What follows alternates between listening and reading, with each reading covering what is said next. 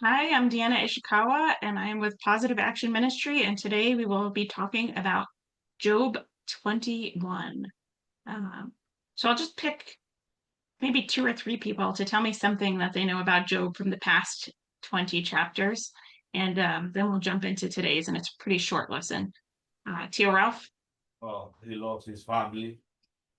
He lost Oh, his family. he lost his family, yes. Yeah. Tio Renee? Yeah, even though he lost his family, he called the Lord his Redeemer. PT Nina, did you have your hand up? Go ahead, and then we'll go to Yeah, Brandon. his wife cursed him. Cursing, yeah. His wife told him to curse his, to tell to curse his God. Have mercy. Diana Brown had his hand up. I have my hand up. Yes, I know. Go ahead, Brandon. His friends showed up just to mock him, insult him, Yeah. call him a sinner, a liar, Yeah. a phony, and all that. As your father And it's all your fault. your father used to say, Yes. when you're down, we want to step on you, shit on you. Yeah. Yes, and actually, what you just mentioned is even in today's chapter. So, who is speaking in chapter 21? Did anyone read this? Or okay, go ahead, Brandon. Job is speaking. Job is speaking. Yes. And what does Job tell his friends to do after he speaks? It is something that Brandon just mentioned that his friends did to him. Go ahead, Go Brandon. ahead. They tells him Job is like complaining the whole time. It's like, oh, you guys, what do you don't understand me, what is going through. So why don't you be? I thought he said, why don't you judge the people on the road? You don't even give them a second thought. Maybe I'm confusing what that purpose of that line is because I didn't understand what that line was. So what I meant by this is like Job says, let me just talk about this and then you can go on and continue to mock me after I'm done. Basically, he's just saying like, can you just even stop for a few minutes? Let me get some words in and then you can keep on mocking me as you have been. And then did you want to say something? You want to answer this question? No, I just want to say something that Go ahead. It is amazing that is talking about the wicked here, right? All the things that they do, like they do this, they do that, all that stuff. But like, and then at the end, he had that in any moment that the light was snuffed out and they be in darkness. That's the big Yes. difference between the people that walk with the Lord and the people that walk in darkness. Yeah. And so when you're saying that, who's Job's complaint about in this chapter? Is he complaining about humans? When he says in verse 4, is my complaint directed to a human being? I thought he literally says, I'm not complaining to human. Why should I wait? So I thought he's complaining to God and his friends. So Yeah. My interpretation was that he was complaining against God because he's saying, I'm not complaining. Am I really complaining to a human? No, I'm asking God, right? Like, why do I need to be patient? Exactly. Yeah. And what does Job say happens to the wicked in this chapter? Go ahead, Tiro. Yeah, he said that at any given time, the lamp will snuff out and then be in darkness. No matter, you people think, oh, the wicked, why the wicked is doing this? His children are doing these great things, and then all of a sudden, bam, they're gonna be in darkness, So we can't envy the wicked, you know what I'm saying? Because I remember that my sister-in-law told me the other day, and I know that was true. That somebody told my brother at work that, oh, why the wicked would like progress and have things, and he said, go read Psalm 37. Mm-hmm. They can progress, but sooner or later they're gonna go down. And I think in particularly this chapter, though, he basically says like, because his friends are all like, you must be wicked because this is happening for you. What happened to you? But he kind of rebuttals like the wicked people could live peaceful lives, even die peacefully or something like that. Exactly. That's exactly what I was going for. Is he's talking about how they live and become old, that they can even see their descendants established in their sight, right? He's going on and on about that because he's trying, which is just kind of folds right into the next question that Brandon just kind of answered, which is why was Job telling his friends about what happened to the wicked? And it was exactly what Brandon is saying, is that they were saying that all this bad stuff happened to Job because he's wicked, but then he's pointing out that tons of wicked people have long lives and have children and their calves continue to like breed and all of these things that he's kind of mentioning about the wicked. So he's pretty much making the fact that his point is not true, that not all wicked people have like these horrible tragedies that happen to them. What were you gonna say something, Brandon? Oh, no, I'm just saying. Okay. Oh, well, Deanna, Yes. so, but do we think that the wicked is happy, that the wicked have peace? I think without God present in our life, it would be very difficult to have peace. But Job is proposing. This is what he's saying in this chapter. Is, Okay. look, man, I'm suffering. Yeah.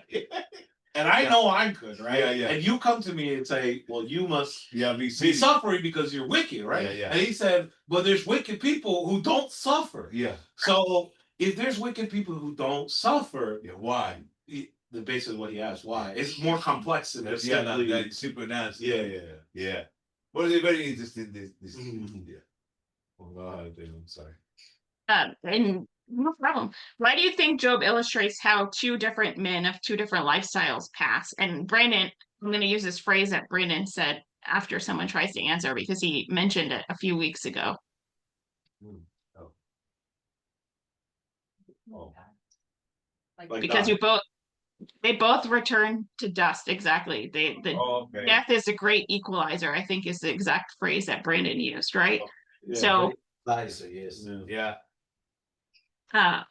So that's why I believe he was showcasing that. So the three biggest takeaways that I had is, which obviously we know some of this, which is God is patient and kind. The wicked are not necessarily punished by God in any type of immediacy, right? It talks about how it can curse their fourth and fifth generations. You might not see anything happen to a family for a long time after, right? It might take a while for those repercussions to kind of kick in. And the most important is that our true lasting reward is not here on earth, but in our eternal life, God. Yeah. And that's all I had. Does anyone have any questions or other comments? I guess I will say this, but yeah, it's so what we're saying is feels contradictory, right? Why does God allow wicked people to prosper? Yeah. Why did God allow good people to suffer, right? Yeah. But what you're asking for is the idea of karma, which is a common idea in the Western hemisphere of the Hindi and the Indian thing, and Buddhist thinking, where it's like if you do good, you get good. If you do bad, you get bad, right? Yeah. But the problem is our actions is not what grants us salvation. Yeah. What grants us salvation Grace. is grace from God. Yeah. We are guilty. You're guilty no matter what. Yeah. We're guilty. You're guilty. Yeah. You can't actually do enough work to absolve your sin. Yeah. But Jesus had already done the work for you. So I think that's the important part. And that's why Job is very interesting, because at the time, Jesus doesn't exist, but he's proposing the problem that we're fruiting now, or we feel in our hearts. Yeah. Why does bad people do good? Why do good people have bad?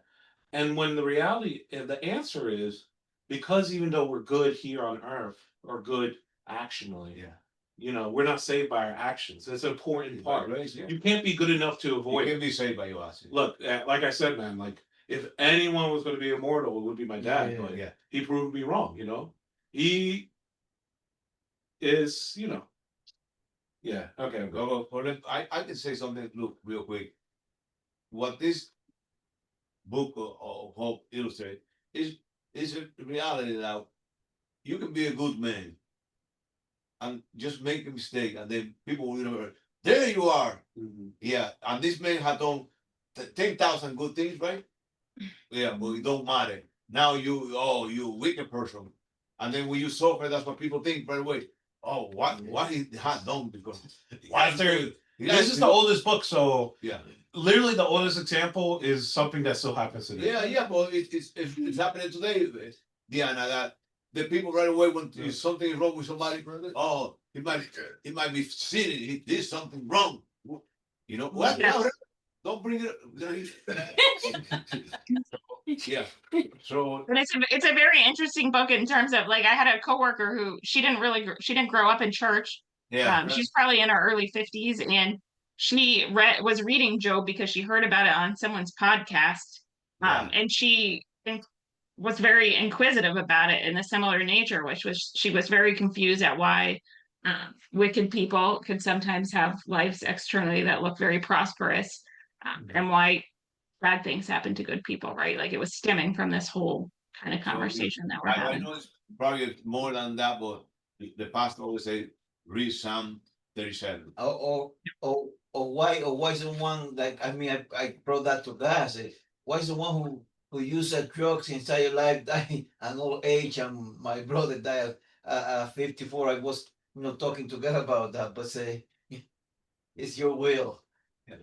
And what I You think- noticed is that sometimes they might seem like they got their act together and everything's good, but if you dig down inside, a lot of these people that appear Yeah. to the outer world that they have everything and they don't have Happy. they're not happy. I always remember a lady we met on a cruise ship. She's an artist, so she does murals and stuff. And she does a lot of paintings for like rich people. Yeah. And she told us they're the most miserable people. They're just whoever the rich people she had encountered said they're just a mess. The miserable. Yeah. Yeah. Thank you, Deanna. We can stop recording, and before we do the benediction.